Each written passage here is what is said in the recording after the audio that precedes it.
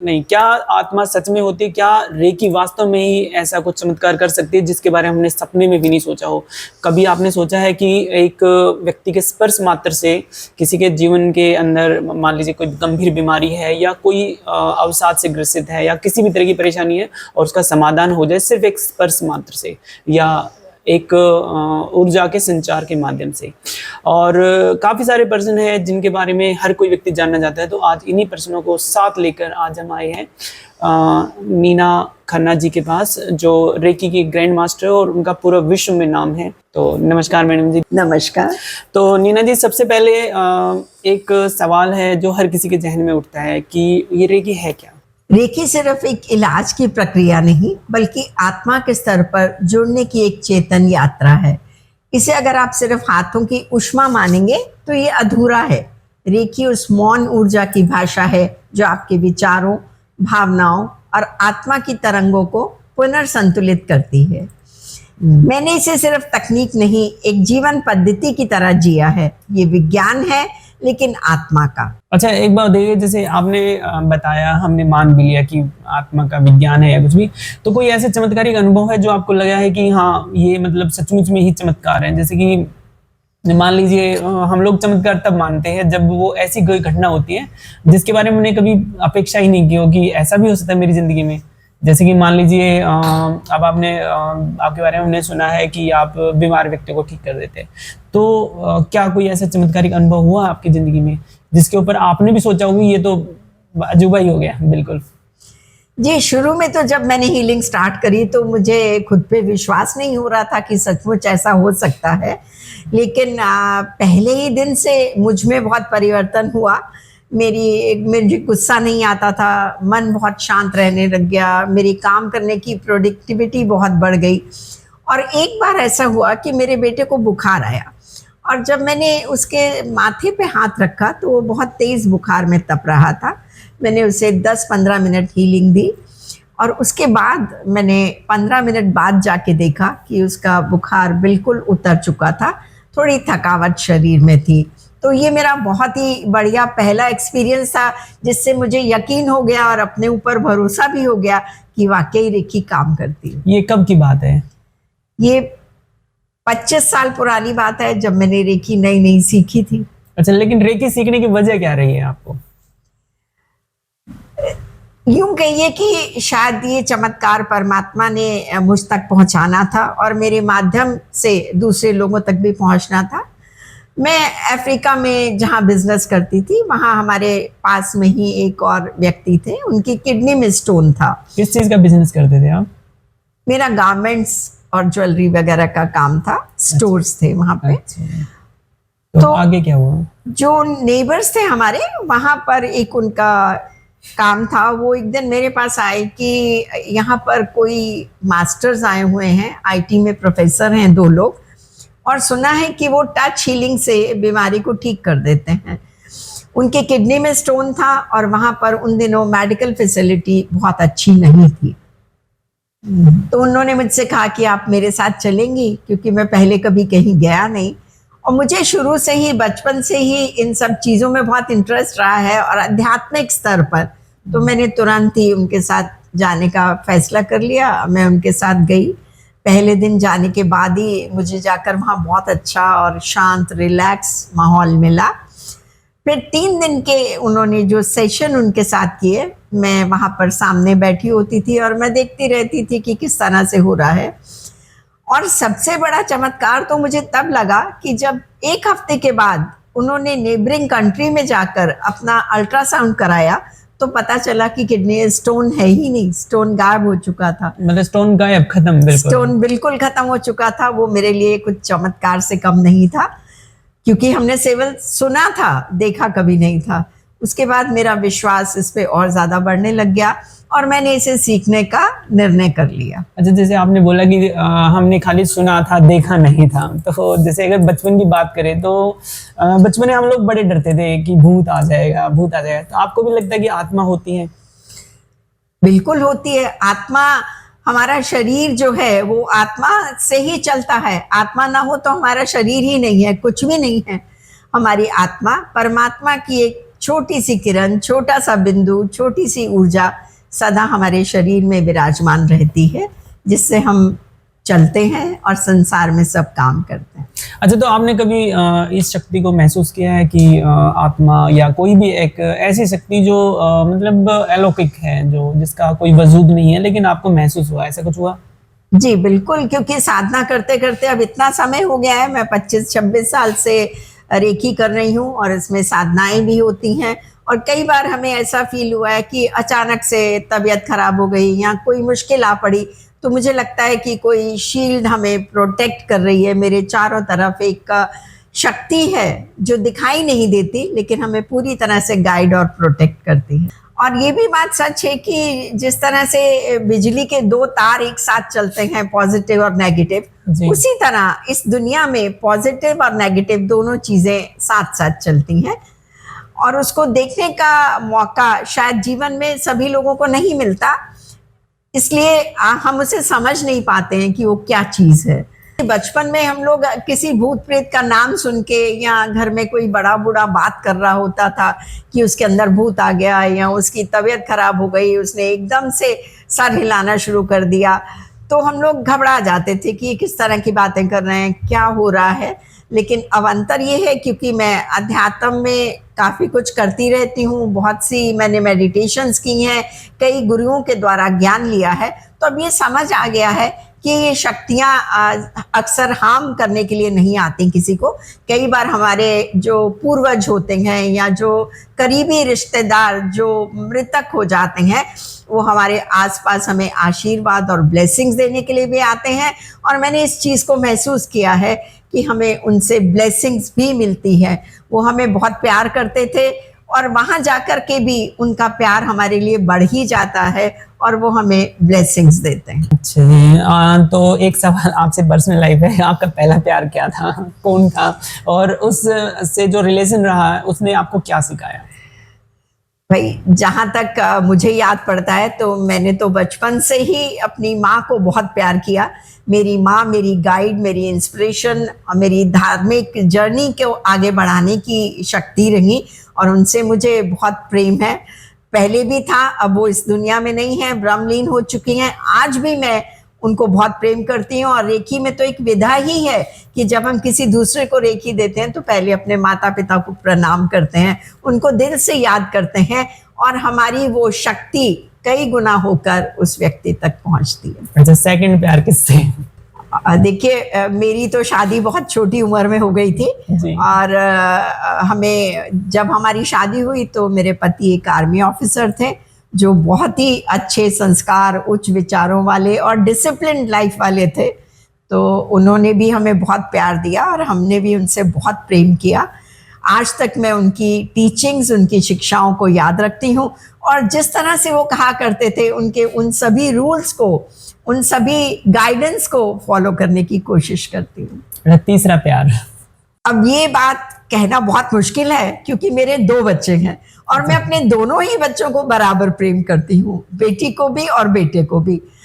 ये तो आपने सुना ही होगा कि माँ के लिए बच्चे से बढ़कर दुनिया में कोई नहीं होता।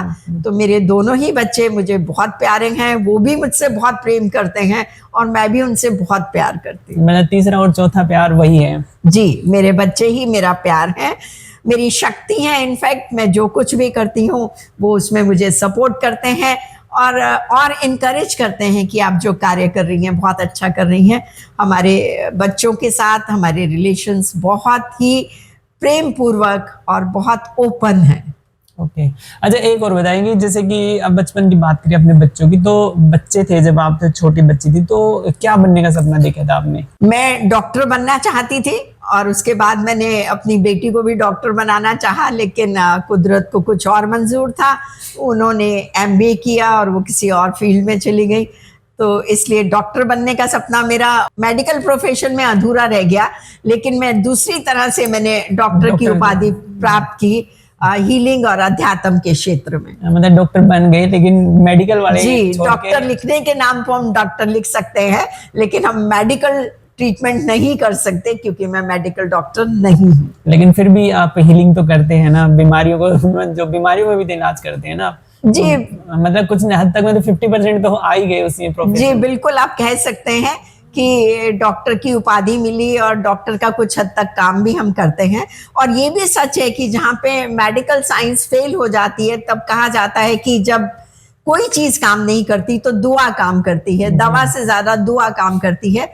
और ये बात आपकी बिल्कुल सच है कि हीलिंग करने के साथ साथ हम बहुत सी बीमारियों का इलाज कर लेते हैं, बहुत सी चीजों को वापस उनको अपनी जगह पर ला देते हैं और उनके जीवन में बहुत परिवर्तन होता है। अच्छा, एक बार अभी जैसे बीमारियों की बात करी आपने, तो आपके पास किस किस तरह की बीमारियों का अभी तक आपने इलाज किया है? छोटी से छोटी और बड़ी सी बड़ी बीमारी के लिए लोग आते हैं, जैसे सर दर्द, माइग्रेन, डिप्रेशन, जॉइंट पेन और स्टमक एक, और घर में लोगों का आपस में जो है वो डिस्प्यूट हो जाना, इन सब चीज़ों के लिए तो लोग अक्सर आते ही हैं और ये प्रॉब्लम्स तो बड़ी जल्दी ठीक हो जाती हैं। हेडेक वगैरह, पेट दर्द, बाजू दर्द, ये तो एक 15 मिनट के सेशन में ही ठीक हो जाता है। और जब उससे ऊपर गंभीर बीमारियों की तरफ जाते हैं तो जैसे हार्ट प्रॉब्लम है, पैरालिसिस के केसेस हैं, कैंसर के केसेस हैं, इस तरह के बहुत से लोग आते हैं और काफ़ी हद तक वो ठीक भी हो जाते हैं। लेकिन उसके साथ हम मेडिकल ट्रीटमेंट लेने को मना नहीं करते, क्योंकि दवाइयाँ बराबर साथ साथ चलती रहनी चाहिए। और इसको हम ऑल्टरनेटिव थेरेपी के रूप में जब काम करते हैं तो उनकी बीमारी जल्दी अच्छी होने लग जाती है और वो एनर्जी से भर जाते हैं और उनकी बीमारी से लड़ने की क्षमता बढ़ जाती है। दवाइयाँ भी वो आराम से खा लेते हैं, जबकि वो पहले जब आते हैं तो बिल्कुल ज़िंदगी से हार चुके होते हैं, टूट चुके होते हैं कि अब हम थक गए, अब दवा खाने का मन नहीं करता, परमात्मा हमें उठा ले। तो उन्हें इस विचार से निकालना ये एक बहुत बड़ी चीज़ है, उनको पॉजिटिव एनर्जी से भरना और जीने के लिए उनकी दोबारा से इच्छा को जागृत करना, ये एक मैं समझती हूँ बहुत बड़ा कार्य है। डॉक्टर्स भी इस बात को मानते हैं कि जिस व्यक्ति में जीने की इच्छा नहीं होती वो ज़्यादा दिन तक ठीक नहीं रह सकता। कैंसर भी ठीक हो सकता है, कई केसेस में तो बिल्कुल क्योर भी होता है इसमें, क्योंकि जो कैंसर है वो भी हमारी जो सोच है, हमारी नेगेटिव कुंठित सोच है और कुछ इस जन्म के, बचपन के, प्रेजेंट के या पास्ट लाइफ के भी कुछ ऐसे कार्मिक अकाउंट होते हैं जिनकी वजह से हमारे शरीर में इस तरह की गंभीर बीमारियां आ जाती हैं। और उनको जब हम ऊर्जा देते हैं, उनको जब हम नेगेटिव चीज़ों से दूर कर देते हैं तो उनमें जीने की इच्छा भी आती है और धीरे धीरे वो क्योर भी होना शुरू हो जाती हैं। फर्स्ट और सेकंड स्टेज के जो पेशेंट आते हैं तो बिल्कुल क्योर भी होते हैं और मैंने बहुत से ऐसे केसेस देखे हैं, अपने सामने किए भी हैं। और जो लास्ट और फोर्थ स्टेज पे आए हैं तो वो कई बार नहीं रहते। अभी हाल ही में मेरे पास एक केस आया था, वो लेडी मेरे पास कह करके ही आई थी कि मुझे पता है कि मैं ज़्यादा दिन तक नहीं जीऊँगी, पर मुझे आपके साथ ही अपने जीवन के अंतिम क्षणों में हीलिंग करनी है और आपके साथ बैठ के अपनी हायर डायमेंशंस की ओर जाना है। तो उनकी बराबर हीलिंग मैंने करी और जब उन्होंने अपना शरीर त्यागा तो मैं उनके पास मौजूद थी। मैंने उनको अंतिम श्वास लेते हुए भी देखा और देखा कि वो बड़ा पीसफुली उन्होंने अपना शरीर त्याग दिया। नहीं तो कैंसर के पेशेंट्स को बहुत तकलीफ होती है जब वो विदाई लेते हैं। फैमिली डिस्प्यूट है, आपस में नहीं बनती, उसका कैसे इलाज? वो तो आपस में उनकी तो अंडरस्टैंडिंग ही गड़बड़ है, उसको कैसे संभाल सकते हो आप? देखिए, रेखी एक पॉजिटिव ऊर्जा है। जब हमारी सोच पॉजिटिव होती है, हमारे विचार शुद्ध होते हैं तो एक दूसरे के प्रति प्रेम की भावना उत्पन्न होती है। जैसे जैसे हमारे विचार शुद्ध होते हैं हम एक दूसरे को सम्मान और प्रेम देना शुरू करते हैं और उसी समय ब्रह्मांड भी हमारा साथ देता है और वो इनको धीरे धीरे ठीक करना शुरू कर देता है। बहुत से लोग जो मेरे पास आते हैं वो इस चीज को लेके इतने दुखी और इतने परेशान हो जाते हैं कि उनको उसमें से बाहर निकालना ही बड़ा मुश्किल होता है। तो मैं तो परमात्मा से यही प्रार्थना करूंगी कि इस स्थिति में किसी को भी भगवान ना लाए, सब में आपस में प्रेम और सौहार्द बना रहे। ओके अच्छा, जैसे अभी हम लोग बात कर रहे थे आपसे, तो अभी समाज सेवा में भी आप जुड़े हुए, किस तरह की सेवा करते हैं आप? जी, हम लोग स्ट्रीट पे जो बच्चे हैं नंगे पांव, गर्मी में तपती धूप में उनके पांव में छाले पड़ जाते हैं, तो मेरी टीम जगह जगह जाकर एक स्ट्रीट पकड़ लेते हैं या एक एरिया हम पकड़ लेते हैं, तो उस स्ट्रीट पे हम लोग शूज़ चप्पल्स वगैरह डिस्ट्रीब्यूट करते हैं। फिर गर्मियों में छाछ या रूह अफ़ज़ा ठंडा कुछ भी हम लोग लेके जगह जगह डिस्ट्रीब्यूट करते हैं। लंगर लगाते हैं, सेवा में किताबें, बच्चों की यूनिफॉर्म्स, ड्रेसेस वगैरह सब हम प्रोवाइड करते हैं। संस्था मेरी एक है आओ संकल्प लें के नाम से, उसमें हम 17 लोग मिलके काम करते हैं। लेकिन उसमें हमने कुछ कहीं से ऐसी एक्स्ट्रा फंडिंग नहीं ली है। हम लोग खुद ही जो 17 मेंबर्स हैं वो मिल करके कंट्रीब्यूट करते हैं, और जो अपनी स्वेच्छा से आना चाहे वो हमारे साथ भी चल सकता है। लेडीज़ को बहुत समस्या होती है कि कईयों के घर में खाने को भी नहीं होता है, और पति जो है वो शराब पीकर अपना सारा पैसा उसमें वेस्ट कर देता है। जी।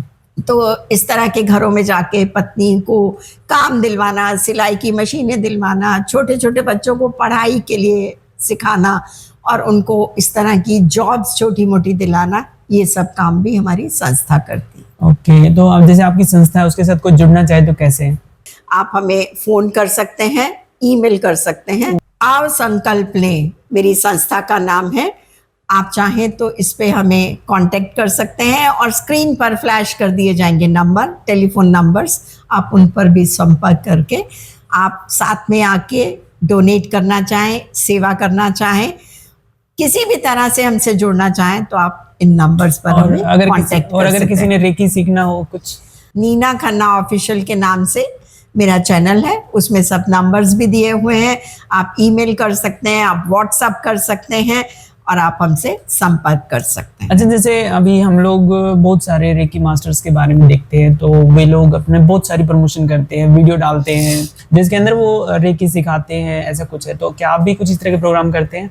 जी, पॉडकास्ट वगैरह और रील्स तो मेरी आती ही रहती हैं, लेकिन मैं प्रेफर करती हूँ कि मैं ऑनलाइन ना सिखाकर इन पर्सन सिखाऊं, क्योंकि जब हम पर्सनली एक दूसरे से मिलते हैं तो जो देखने से जो हमारा कनेक्शन बनता है उसमें वाइब्रेशंस बहुत हाई होती हैं, और सामने वाले को जल्दी रिसीव होती हैं, और वो जल्दी से उसको सीख पाता है, और उसके कोई डाउट्स हो तो उसी समय हमसे पूछ भी सकता है।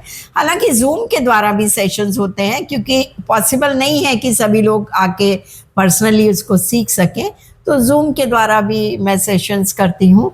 और उसके बाद एक ग्रुप बना दिया जाता है, first degree, second degree, third और मास्टर्स का।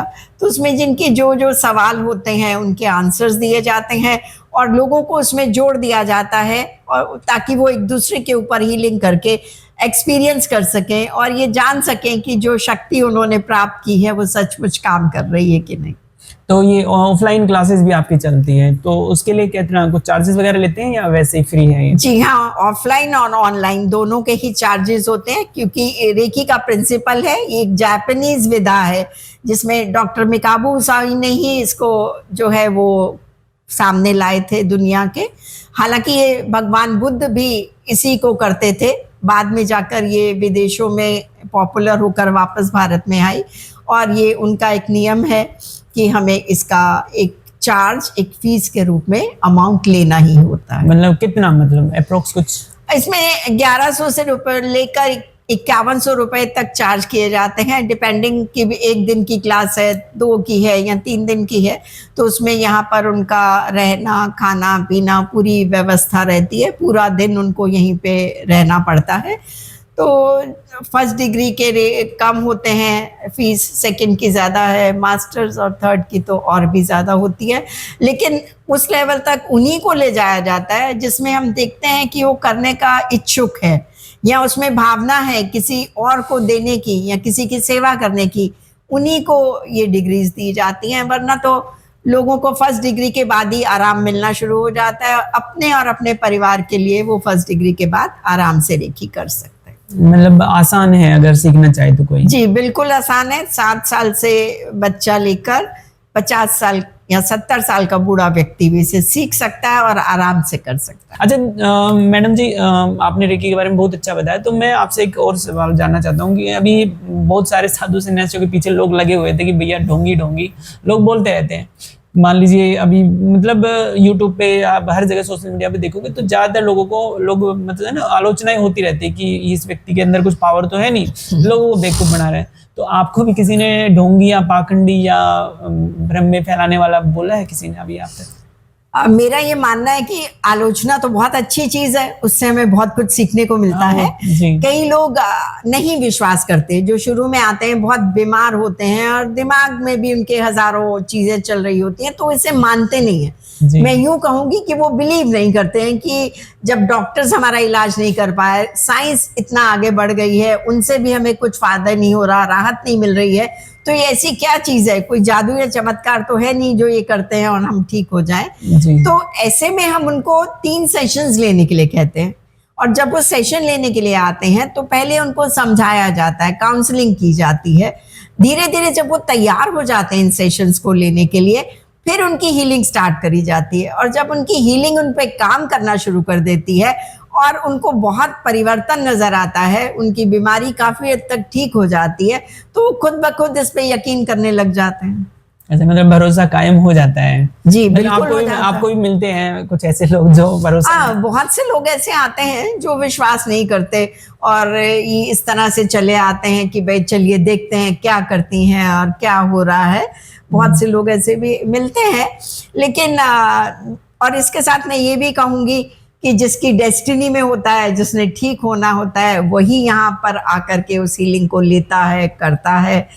इसमें कर्म और भरोसा दोनों चीजें साथ साथ चलती हैं। अगर आपके कर्म अच्छे हैं, आपका ठीक होना तय लिखा है, तो आपका भरोसा 1-2 बार बैठने के बाद ही ठीक हो जाएगा, आपको यकीन होना शुरू हो जाएगा। और जब यकीन शुरू हो जाता है तो फिर तो चीजें अपने आप काम करनी शुरू हो जाती हैं। भरोसे पे ही दुनिया कायम है बोलते हैं। अच्छा, अभी जैसे एक मोटिवेशनल स्पीकिंग का भी आप करते हो, तो एक लोगों को समझाने का, काउंसलिंग वगैरह करते हैं, तो ये किस तरह से स्टार्ट किया आपने?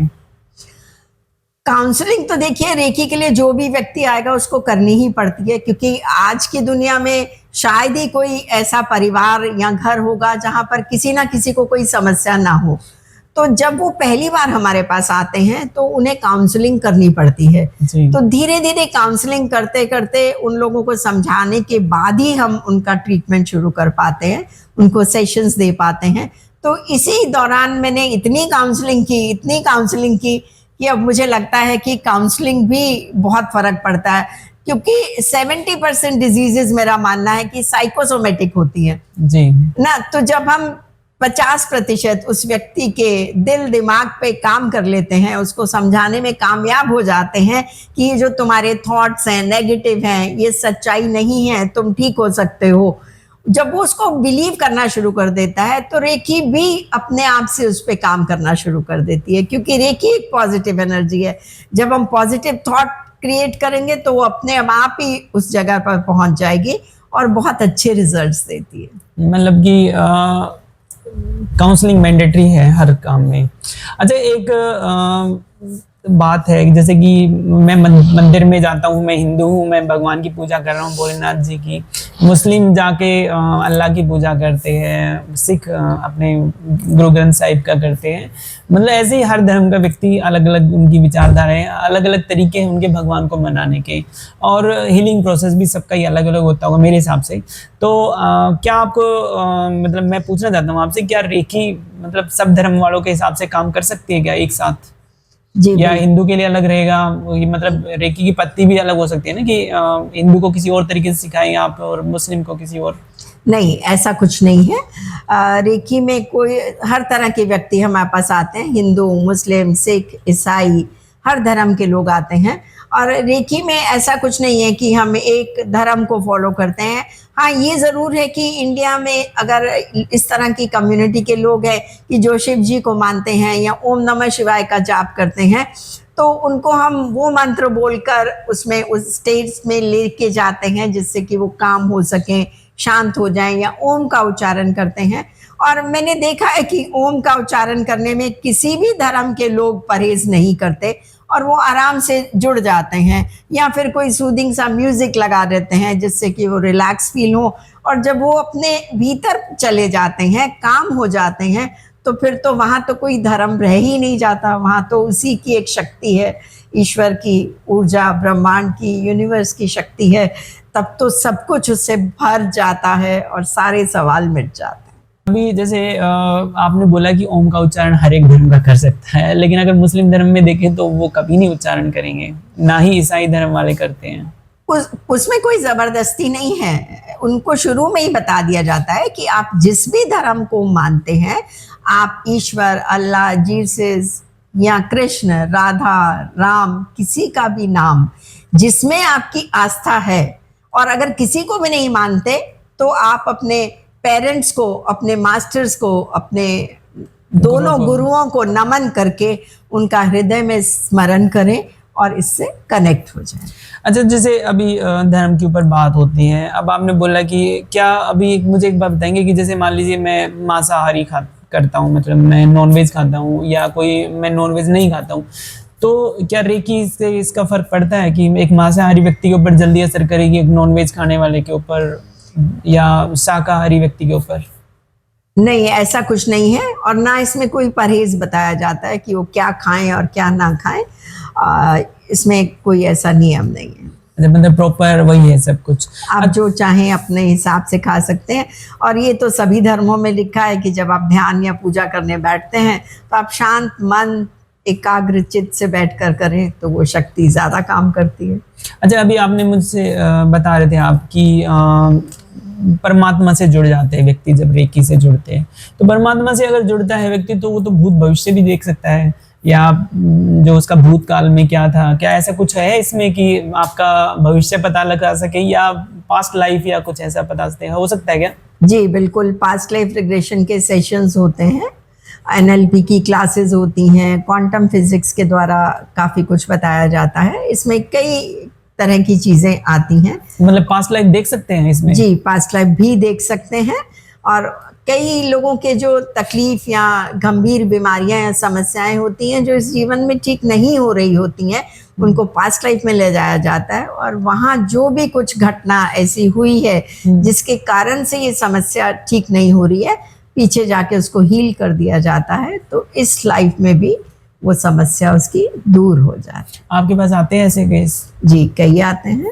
मतलब कोई केस का बताइए कि ऐसा कुछ हुआ है, कोई ऐसा आ गया कि आप हीलिंग कर रहे हो लेकिन फिर आपको पास्ट लाइफ का ही देखना पड़ा, ऐसा कुछ हुआ आपके साथ में? जी, मेरे पास एक व्यक्ति आया करते थे, मैं नाम नहीं लेना चाहूंगी जी। और उनके साथ हम लोग बैठे मेडिटेशन कर रहे थे, तो एकदम से वो पास्ट लाइफ में चले गए। मेडिटेशन करते करते करते मैंने बोला और पीछे और पीछे, अब आप 10 साल के हो गए, अब आप 5 साल के बच्चे बन गए, आप और पीछे और पीछे और पीछे जाइए। तो अपनी पास्ट लाइफ में चले गए थे एकदम से, और वहाँ उन्होंने कुछ ऐसा देखा जिससे वो मुझसे ही कनेक्टेड थे, और उन्होंने उस चीज़ को फील किया उस समय, और मैंने भी किया। और फिर बाद में हम लोगों की आंखों से एकदम आंसू निकलने शुरू हो गए, और काफ़ी समय तक हम इस तरह से मौन बैठे रहे, एक शब्द भी किसी के मुंह से नहीं निकला, क्योंकि हम वो चीज़ को फील कर पा रहे थे लेकिन एक्सप्रेस नहीं कर पा रहे थे। फिर बाद में उन्होंने मुझे बताया कि उन्होंने क्या क्या वहाँ पर देखा और क्या उनको फील हुआ। ओके, मतलब उसके बेस पे ही आपने उनका इलाज किया? जी बिल्कुल। अच्छा, एक जैसे कि अभी जो युवा समाज अगर हम लोग देखें आज के टाइम में, तो हम लोग क्या होता है कि मोबाइल फ़ोन में लगे हुए हैं, रील देख रहे हैं, शॉर्ट्स मूवीज़ देख रहे हैं, और उसके अंदर कोई व्यक्ति बता देता है कि 1 नंबर वाले हो तुम करोड़पति बनोगे, 100 नंबर वाले ऐसे करे, मतलब ये ऐसे ही सारे नंबर हमारे 1 से लेके 9 तक की गिनती पूरी करते हैं, और ऐसे ऐसे बहुत सारी वीडियो होती है, उसको देखते रहते हैं, और इतना एडिक्शन आ जाता है कि वो रात को 2-2, 3-3 बजे तक भी वो लगे रहते हैं मोबाइल में। तो क्या रेकी के जरिए इसका समाधान है?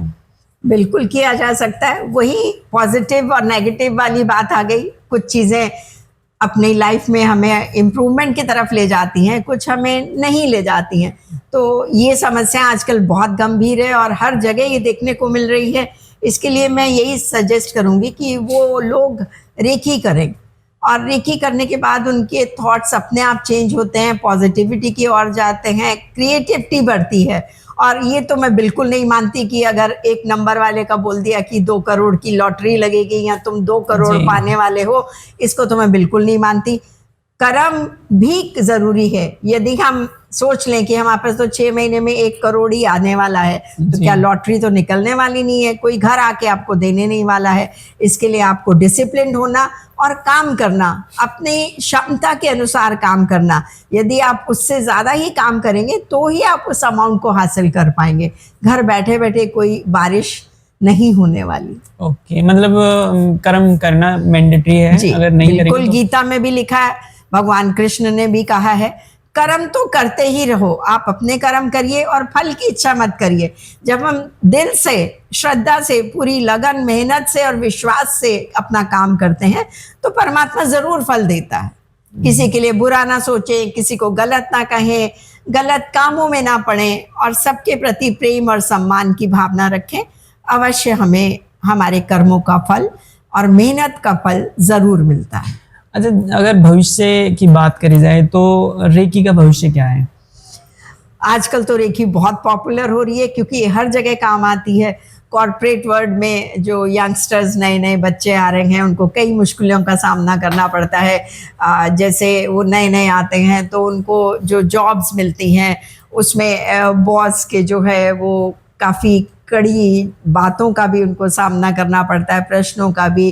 कोलीग्स जो होते हैं, जो नया स्टूडेंट आता है, वर्क प्रेशर ज़्यादा ना, वर्क प्रेशर, वर्क लोड, और जो नए आते हैं उनसे ज़्यादा ही लोग उम्मीद लगा के बैठे रहते हैं।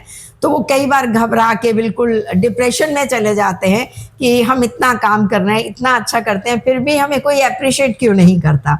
तो उसके लिए रेकी बहुत ही कामयाब है। आप हीलिंग करिए, मेडिटेशन करिए, रेकी करिए, और उसमें कुछ सिंबल्स होते हैं, कुछ क्रिस्टल्स बना करके दिए जाते हैं, कुछ इत्र का प्रयोग किया जाता है, और डाउजिंग के द्वारा भी हम देख सकते हैं कि कौन सा प्रोफेशन आपके लिए अच्छा है, आपको किस दिशा में काम करना चाहिए। ये सारी चीज़ें रेकी के द्वारा देखी जा सकती। अच्छा, अभी आपने वर्ड बोला है कि क्या प्रोफेशन में जाए, तो ये क्या बड़े होने के बाद ही पता लगता है या बचपन में ही पता लग सकता है? जैसे मान लो बच्चा है, पैदा हुआ, उसके बारे में तुरंत प्रिडिक्ट कर सकते हैं?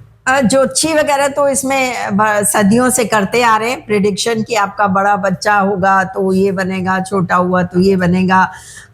लेकिन मैं जो समझती हूँ, जब बच्चा 10th क्लास में या 12वीं क्लास में आ जाए तो उसका रुझान देखना चाहिए कि उसका इंटरेस्ट किस में है, और तब उसके हिसाब से 3 या 4 टॉपिक चूज करके उसमें से डिसाइड करना चाहिए कि वो किस लाइन में जाएगा। मतलब रेकी कर सकते हैं इसको डिसाइड? जी, बिल्कुल कर सकती है। हम लोग एक चार्ट बनाते हैं और उसमें चारों कॉर्नर्स में लिखा जाता है कि आपको क्या करना चाहिए, क्या आपकी हॉबीज़ हैं, किस में ज़्यादा इंटरेस्ट है। तो फिर उसमें पता चल जाता है कि किस तरफ इनको जाना चाहिए। मतलब आप कैरियर प्रेडिक्ट भी कर सकते हैं? जी, बिल्कुल। और जैसे अगर मान लीजिए किसी की शादी होने वाली है, उसको मैचिंग कर सकते हो आप? देखिए, मैचिंग तो मैं समझती हूँ कि आजकल लोग खुद ही डिसाइड कर लेते हैं। कुछ लोग जो मानते हैं वो ज्योतिषी के पास जाते हैं पत्री वगैरह मिलाने के लिए, लेकिन हाँ, ये ज़रूर कर सकते हैं कि उन दोनों को सामने बैठा के उनका ऑरा रीड कर लिया जाए और उन दोनों का स्वभाव मिलता है या नहीं मिलता, इसका पता लगाया जा सकता है। तो उससे मतलब शादी टूटने की नौबत बच सकती है अगर जी, बिल्कुल, पहले ही प्रयास करें। आप खुद को कैसे परिभाषित करेंगे? मैं ब्रह्मांड की उस शक्ति का एक छोटा सा पुंज हूँ जिससे एक कार्य दिया गया है यूनिवर्स के द्वारा कि मैं उस शक्ति को औरों तक पहुंचाऊं और उन्हें उनकी दिव्य ज्योति से परिचित कराऊं। मतलब वही समाज सेवा में लगे रहो, जो आपके पास ज्ञान। समाज सेवा भी करें आप, लोगों को हीलिंग भी करें, उनके दुख दर्द में साथ दें। और सबसे बड़ी सेवा तो मैं ये मानती हूँ कि अगर आप चलते हुए व्यक्ति को भी कुछ बोल करके 2 मिनट के लिए मुस्कुराना सिखा सकें तो इससे बड़ी कोई सेवा नहीं है। ओके नीना जी, आपका बहुत बहुत धन्यवाद, आपने अपना कीमती समय दिया।